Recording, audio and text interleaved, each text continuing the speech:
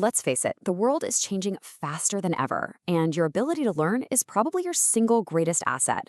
But what if the way we've all been taught to learn is actually holding us back? Today, we're going to dive into a really powerful framework called strategic learning, a method that can totally change how you compete and how you grow. The philosopher Eric Hoffer just absolutely nailed it with this quote. In the world we live in now, the learned, the people who are just relying on what they already know, they're basically equipped for a world that's already vanished. It's the learners who are going to thrive.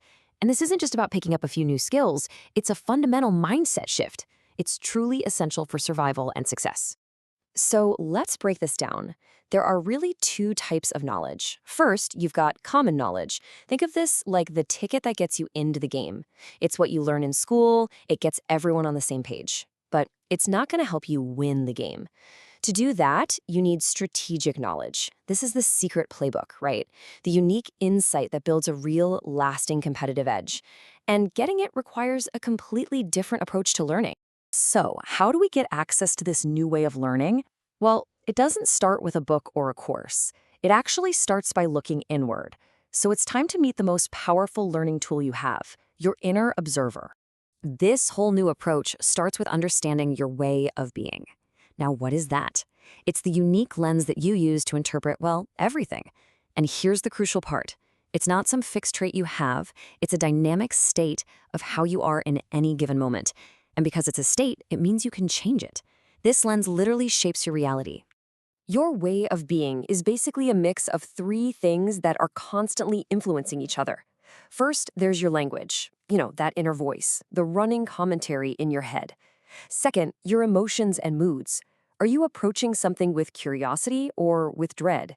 And third, your body, your posture, your energy level, even the tension in your shoulders. These three things are always working together, and they create your unique perspective on the world. And this combination, this dynamic system of language, emotion, and body, that is what we call your inner observer. So here's the bottom line. Who you are as an observer determines what you see as possible, what you pay attention to, and ultimately what you are capable of learning and doing. Okay, so our observer shapes our reality. That's a pretty huge idea, right? But how do we make it practical? Like, how do we actually use this to get better results in the real world?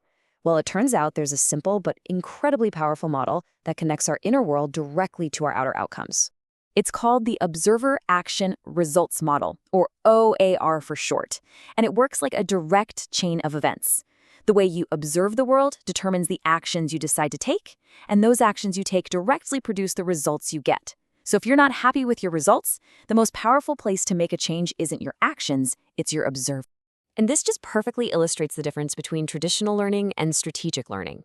See, first-order learning is all about changing your actions. You try something new, it doesn't work, so you try another action. It's just trial and error, and it leads to these small, often temporary changes. But second-order learning, that's about changing your observer. You actually step back and question your underlying beliefs, your mood, the stories you're telling yourself. And that leads to a fundamental shift in your perspective, creating transformational, lasting change. Now, shifting your observer isn't always easy. We all have these internal blockers, these automatic ways of being that just stop us from learning effectively. So let's get to know these enemies of learning so we can spot them when they show up. Our first enemy is that fear of admitting I don't know. When we believe we have to have all the answers, we basically build an invisible wall against any new information. Look, admitting you don't know something isn't a failure. It's the absolute first step for any real learning to even begin. Without it, you can't get out of the starting gate. Next up is the enemy that tells you, I should already know this. This is a classic trap. It makes you feel like an imposter, and it stops you from embracing the most powerful position in learning, which is being a beginner.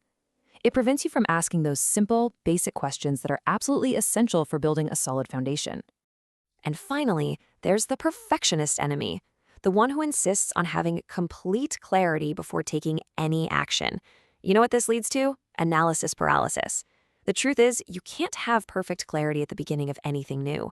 Learning happens in the doing, by moving forward even when you're uncertain. So, how do we fight these enemies? By actively cultivating their opposites, the friends of learning. This means making a conscious choice to say, I don't know. It means practicing deep, active listening instead of just waiting for your turn to talk. It means approaching challenges not with fear, but with a genuine mood of curiosity and inquiry. These aren't just nice ideas, they're active daily practices.